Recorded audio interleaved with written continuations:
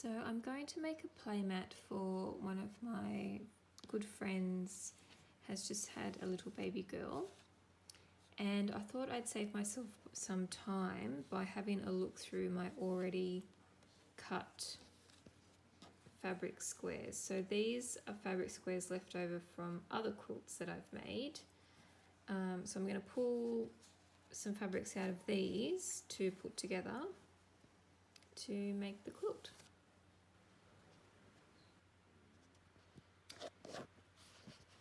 So these are the colours that I've pulled out.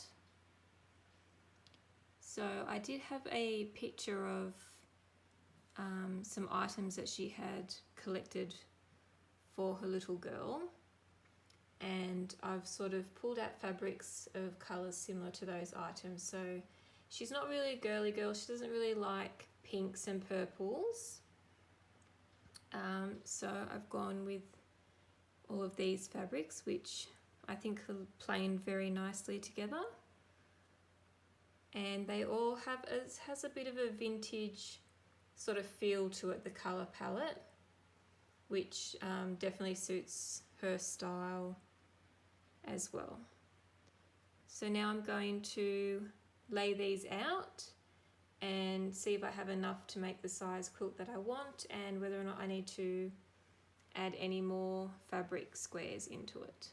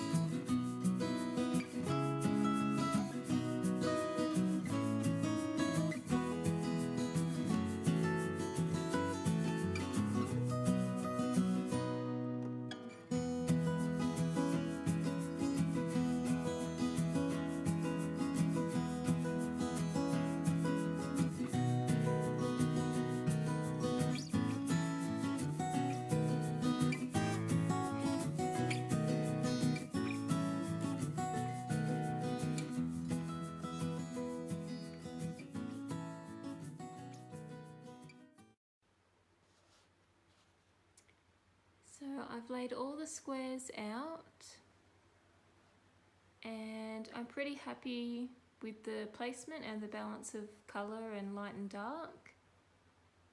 So now it's ready just to piece together.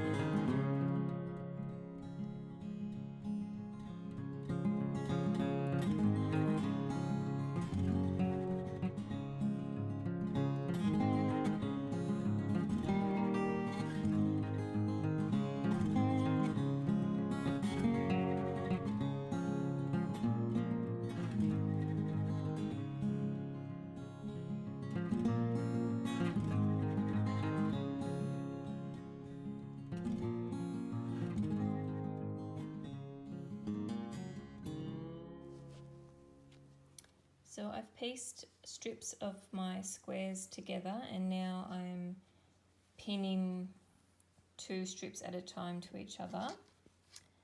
I like to start in the middle of the strip and work my way to one side and then work my way to the other side, matching up my seams.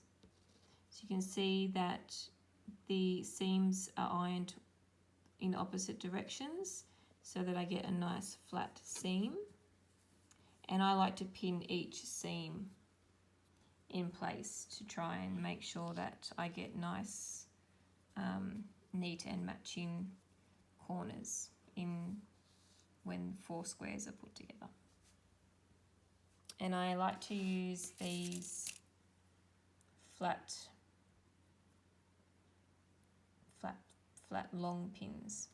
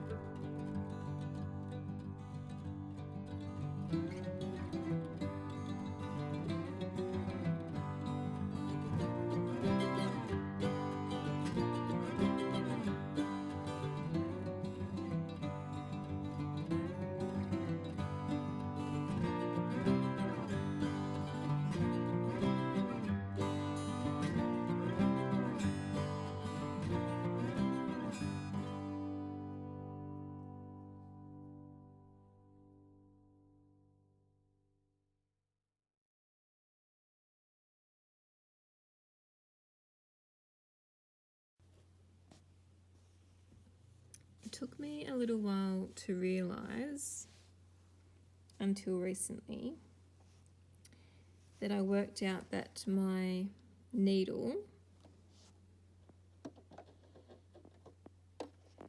is in line with my foot, the edge of the foot before the gap, if that makes sense. So when I am quilting in the ditch, instead of watching where my needle is going, I make sure that I watch the edge of the inside of the foot on this side here. If that is butted up against the fabric here where my nail is running, I know that my needle is going to stitch along there. It's not going to accidentally catch on top of here. It's going to line up in here. I can tell you that was a massive revelation when I found that out, because it's much easier to focus on the foot than the needle itself going up and down.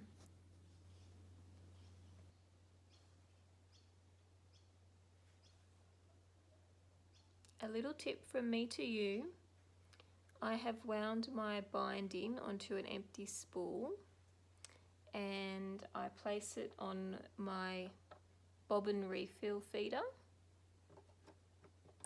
like so. It clicks on, and that way as I'm sewing my binding on, it just neatly unwinds itself and I don't have to have it all sitting in my lap or on the floor. It's a great tip. So, good morning, everybody. Oh, and I guess we should apologize for, not that we knew, but apparently there was a lot of crazy interference with our microphone last time. If that happens again, we don't know how to fix it. So I'm sorry for that, because that is super, super annoying. It is. But, no. It doesn't. It doesn't. Amanda and Fiona have tweaked it so Knit City Experience is just amazing. It's now, the events start from Thursday and go through all the classes and everything up to Monday. Yeah. It was Friday to Monday last year, and now there's a knit night event that starts Thursday nights, which we were in fall at knit night. Maybe we should do that. Maybe we should talk. So I just wanted to show you before I wrap this up and gift it. This is the finished quilt I was making for my friend's new baby.